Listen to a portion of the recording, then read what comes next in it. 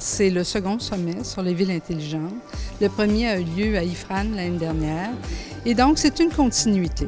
Et cette fois-ci, l'objectif, d'abord, il y a eu des événements particuliers. Il y a eu le discours du roi cet été qui insistait sur un développement régional et la mise en valeur des forces et des besoins des villes et des territoires aussi. Il y a cette nouvelle politique de la ville aussi qui existe chez vous, qui a été lancée récemment.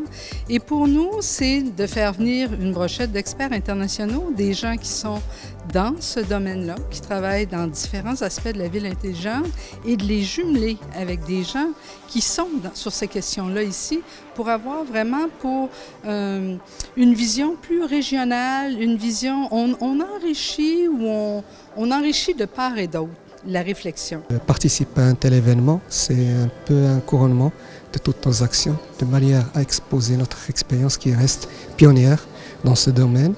Ça a permis à l'agence urbaine de marquer des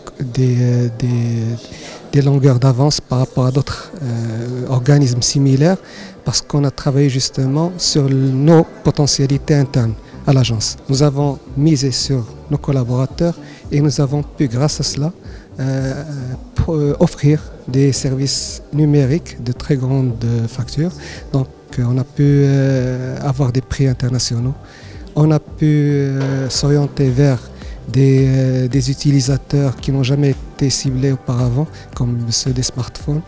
Donc on a pu partager, partant de la connaissance de la spécificité de notre public cible. C'est-à-dire notre public cible, c'est un public qui a des smartphones, qui a des portables. Et donc de ce fait-là, il y a moyen de travailler avec, il y a moyen de conquérir ce territoire numérique.